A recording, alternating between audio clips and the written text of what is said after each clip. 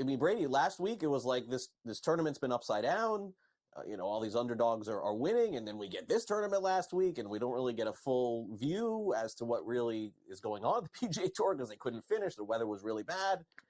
So Phoenix Open is, again, one of the premier events on the tour. I assume that the weather will be better in Phoenix, and they'll finish this one. Well, it's kind of funny that you say that. The weather is not all that dissimilar to what we experienced last week at Pebble Beach. You'd think, we could go to the desert and thaw out, warm up, dry off.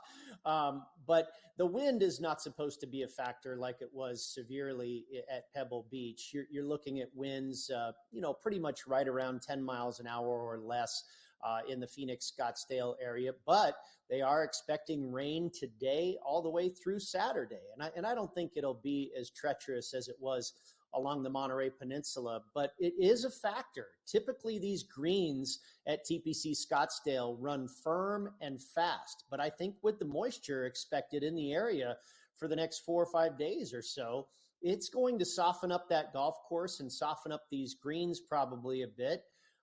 This is probably, if it isn't the most, it is certainly one of the most pronounced examples of ball striking events on tour. It is, look at Scottie Scheffler. We know his ball striking, what it's been the past couple of seasons. And of course, he's won this tournament twice in a row. So this is really a ball strikers event. I also like to look at par 4 scoring. It's a par 71, so you've got 11 par 4s on this course. The par 5s are very gettable. There's some par 3s out here where you can make a couple birdies, but I really believe the tournament can be won or lost on the par 4s. And sure enough, the past couple of seasons when Scottie has won this tournament, he's ranked number 1 in the field in par 4 scoring. So ball striking and par 4 performance are a couple of real big areas. And Craig, it's also a tournament where course history means a lot. We see guys that typically play well here do so year after year. Scheffler's a perfect example, trying to make it 3 in a row. Hideki Matsuyama's won twice. Brooks Koepka's won twice. Ricky Fowler, Daniel Berger. There's a lot of guys here that just play well at this golf course year after year. Yeah, I think seeing Scheffler at plus 450 here as the favorite is super rare. It takes me back to Rahm last year being 5-1. 6-1, and also correct me if I'm wrong about this tournament, but they do play Sunday, right? Don't they play Sunday morning and wrap, or does this end Saturday? I don't recall. No, this is a full Thursday through Sunday. You're probably thinking of Torrey Pines when we had the championship games in the NFL, and they want to kind of get out of the way of that and not compete for viewership. So they go Wednesday through Saturday, which I think is great. But at the same time, I think this is great where we get a little appetizer before the Super Bowl begins on Sunday.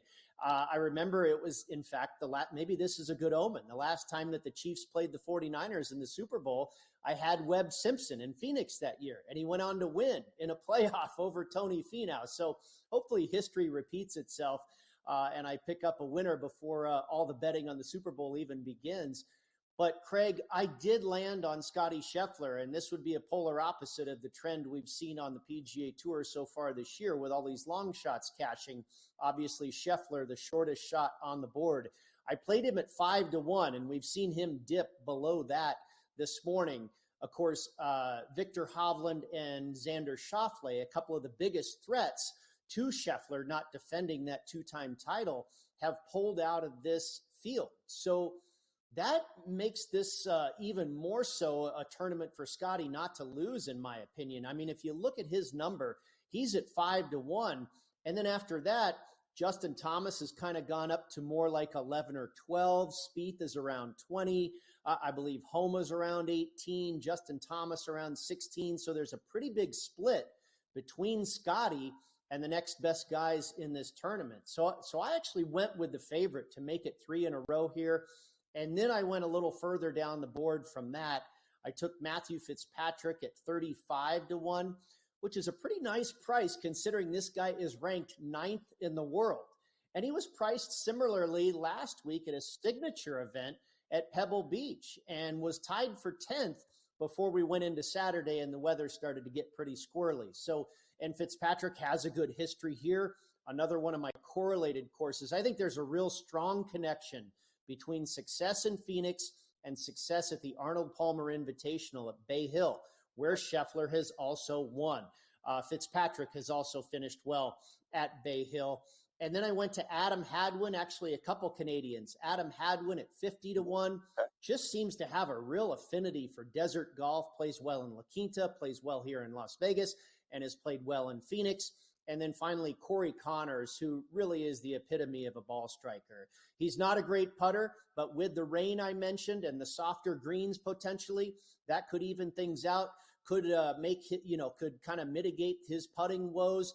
We know he is a good ball striker. He's never missed a cut here in Phoenix. So those were my 4 outrights. I also played him for a top 20 finish.